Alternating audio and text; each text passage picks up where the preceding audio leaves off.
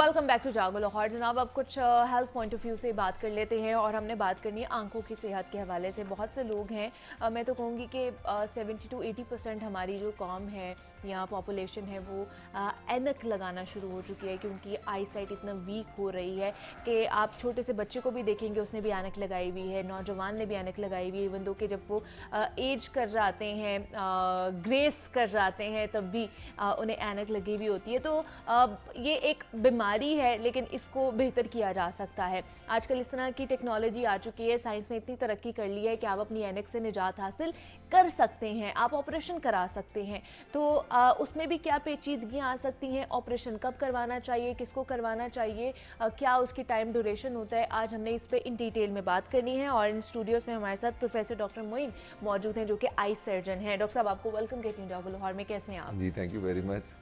Doctor साहब, जैसे मैंने बात की है कि हमारी कोई 70 to 80% पॉपुलेशन है जो ऐनक का इस्तेमाल करे, जिनकी आई साइट वीक है। सही कहा है मैंने? गलत डेटा तो नहीं, तकरीबन उसके आसपास ही है इतना कि इतने लोग हैं। तो क्या कहेंगे कि अब मुकम्मल तौर पर ऐनक से निजात हासिल हो सकती है हमें?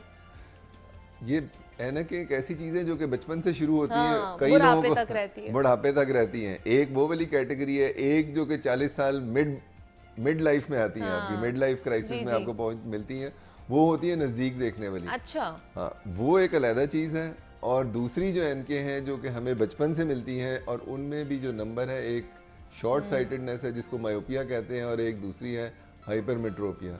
इसमें से जिसको हम उतार सकते हैं वो ज़्यादा मायोपिया वाले पेशेंट्स हैं, जिनकी हम ऐनक रिमूव कर सकते हैं, स्पेशली लेज़र करके। अच्छा, मतलब वो जो जिनकी 40 साल के बाद आती है या जिनकी बचपन से होती है? जिनकी बचपन से जिनसे बचपन की होती है, वो उनके चांसेस हैं कि वो उतर सकती है उनकी जल्दी ऐनक? वो उसकी भी एक कैटेगरी है। अच्छा। उसमें सबसे इम्पोर्टेंट ये कि जिस तरह आपकी हाइट और कद बढ़ता है एज के साथ, इसी तरह आपकी ऐनक का नंबर भी चेंज होता है, और देखने में यही आता है कि 20 या 22 साल पे जाके वो नंबर स्टेबल हो जाता है और बढ़ना रुक जाता है। अच्छा, तो ऑपरेशन के लिए क्या सजेस्ट करते हैं, कौन सी एज ज़्यादा बेहतर है?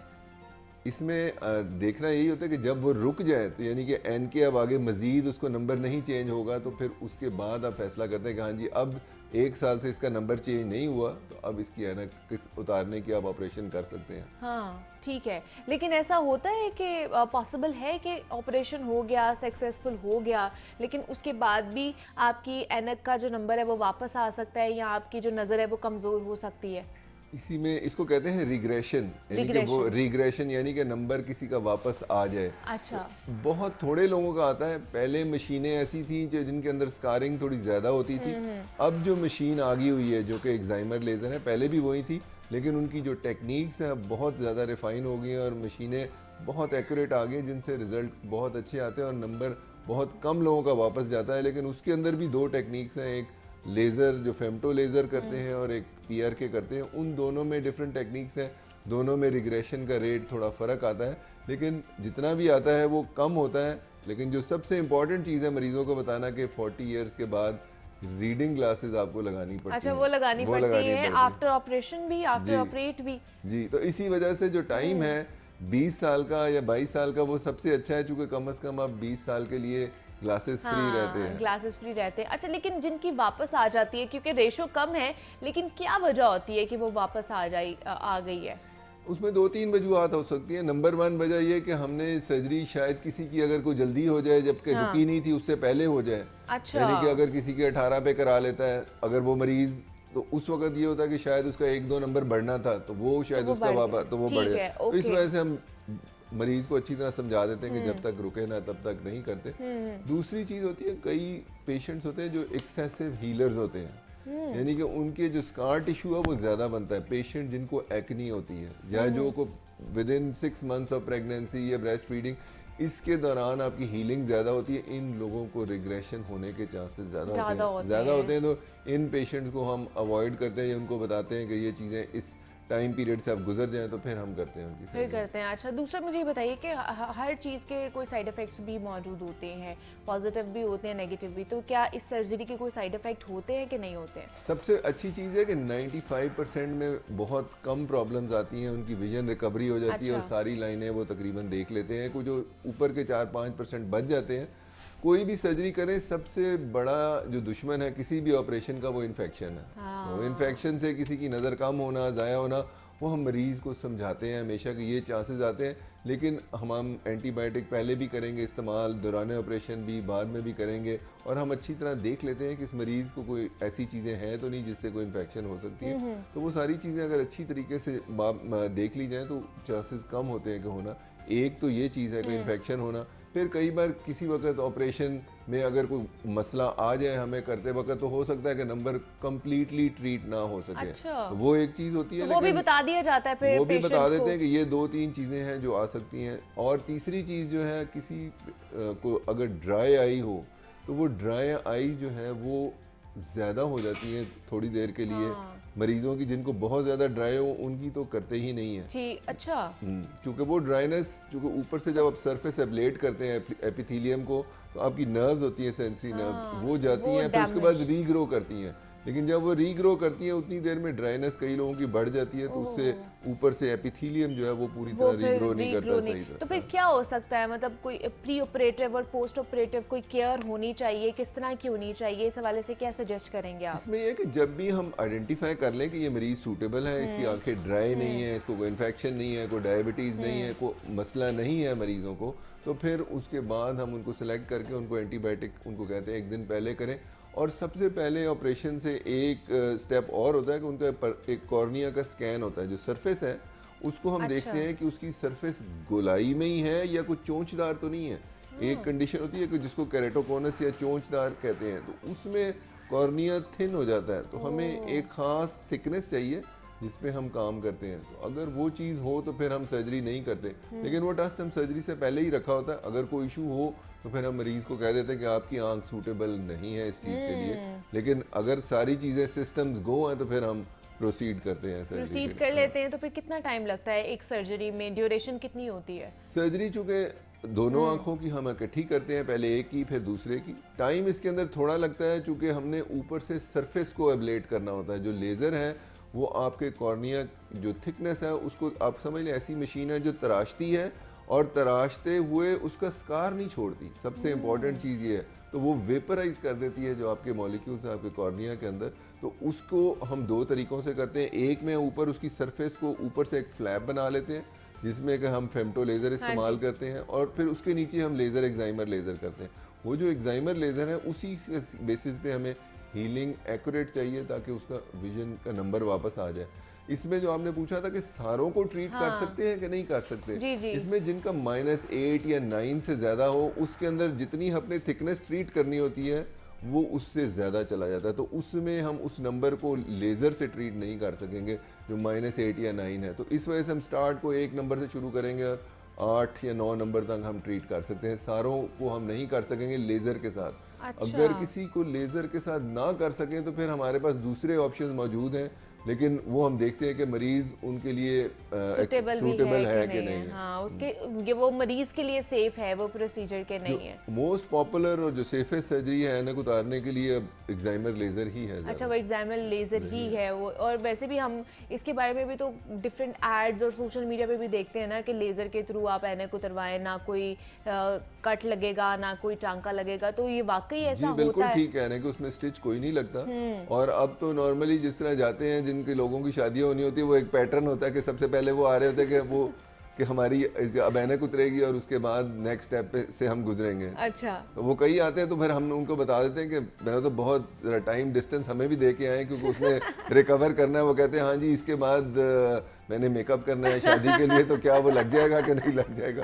अच्छा, ये छोटी छोटी सी ख्वाहिशें होती है ना ऑब्वियसली, जिनका बिग डे होता है उन्होंने तो फिर सारी चीजें इंश्योर करनी है कि हम कर सकते हैं कि नहीं कर सकते हैं। उनको हम कहते हैं कि 2-3 महीने का टाइम दे के उससे पहले कराएं ताकि आप भी इजी हो हम भी इजी हो, फिर आप अच्छे तरीके से अपने जो इवेंट है उसको एंजॉय कर सके। अच्छा, ये तो बात होगी ना उनकी जो डायबिटिक लोग हैं, उनकी शुगर जो है सबसे पहले कहते हैं आंखों को मुतासर करती है, तो क्या वो सर्जरी करा सकते हैं, लेजर करा सकते से क्या करा सकते हैं वो? टेक्निकली अगर आप करना चाहें तो कर सकते हैं, मशीन कर देगी, लेकिन इशू जो आता है वो एक तो डायबिटिक्स के अंदर इन्फेक्शन होने के रिस्क ज़्यादा होते हैं और उनकी हीलिंग थोड़ी नॉर्मल लोगों से स्लो होती है। हाँ, तो हम प्रेफर करते हैं कि ना करें, स्पेशली जो इंसुलिन डिपेंडेंट डायबिटिक्स है उनको ज़िंदगी में और बहुत सारे मसले हैं, तो ये एक चीज़ उसके ऊपर और डाल दे तो ज़रा मुश्किल हो जाती है।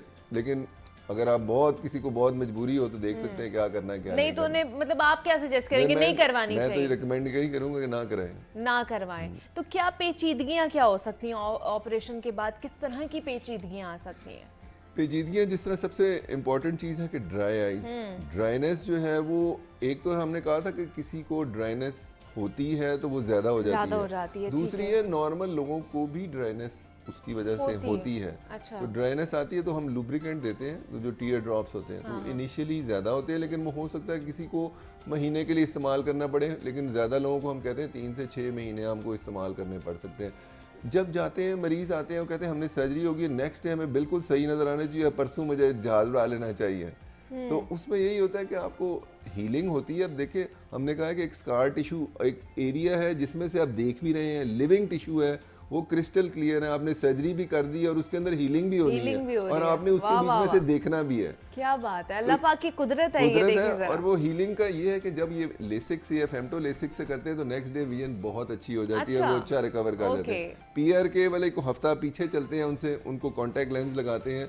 लेकिन वो भी उसके बाद रिकवर कर जाते हैं। लेकिन आपको ये देखना पड़ता है कि विद इन 1 महीना अपने आप को देना पड़ता है, जिसमें आपकी जो फुल क्लैरिटी और चीजें जो रिकवर करती हैं, 1 महीना लगता है कंप्लीट रिकवरी में, हीलिंग में। हाँ, लेकिन विद इन अ वीक आप बिल्कुल ठीक चल रहे होते हैं, क्योंकि आपने ड्रॉप्स डालने होते हैं, आंखों में से रेडनेस, पानी, ये सारी चीजें आती हैं ऑपरेशन के बाद। ओके, लेकिन क्या उनको एहतियात करनी पड़ती है कि वो पानी के ज्यादा छींटे मारे या बिल्कुल नहीं मारने चाहिए, या क्या करना चाहिए उन्हें? ये भी बहुत इंपॉर्टेंट क्वेश्चन है। जो लेसिक जिसका करते हैं उसमें एक फ्लैप होता है, और वो फ्लैप जिस तरह आपने कहा स्टिच कोई नहीं लगा हुआ, तो वो आप बेसिकली प्लेस करते हैं और आई के जो अपने करंट्स हैं अंदर जो चल रहे हैं वाटर के, वो उसको सक्शन क्रिएट करते हैं जिससे वो मेंटेन करते हैं। लेकिन वो फ्लैप जो है वो आंखें मलने से या आंख के अंदर पानी डालने से वो मिसप्लेस हो सकता है।